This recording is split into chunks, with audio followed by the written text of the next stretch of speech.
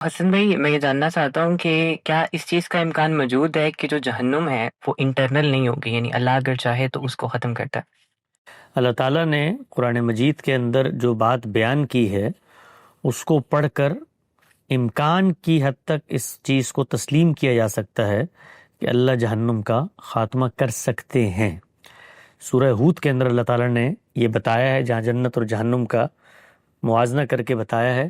تو جنت کو عطان غیر مجزوز قرار دیا ہے، اور جب جہنم کی بات کی ہے تو اس کے بعد فرمایا فعال لما یرید، اللہ جو چاہتا ہے کر گزرتا ہے۔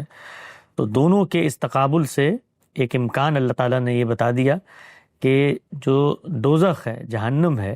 یہ اس کی وعید ہے اور جنت اس کا وعدہ ہے۔ تو وعدہ تو لازماً پورا ہوگا، وعید کے بارے میں یہ خالق کا انتخاب ہے کہ وہ ایک دن اس کو ختم کرنا چاہے تو ختم کر سکتا ہے، تاہم یہ اس نے بتا دیا کہ ان اللہ لا یخلف المیعاد، میں اپنے وعدوں کی خلاف ورزی نہیں کرتا۔ تو وعدوں میں سے اس نے یہ وعدہ کر دیا ہے کہ جو میری حق تلفی کرے گا، جرائم کا دنیا میں ارتکاب کرے گا، دین اسلام کے خلاف کھڑا ہوگا شعوری طور پر، اس کو میں عذاب دوں گا۔ تو جہنم میں تو لوگ جائیں گے، کیا وہ وہاں پر ہمیشہ رہیں گے؟ اس کو سورہ ہود نے بیان کیا ہے ایک امکان کی صورت میں کہ اللہ چاہے گا تو وہ کر گزرے گا جو اس کا ارادہ ہو۔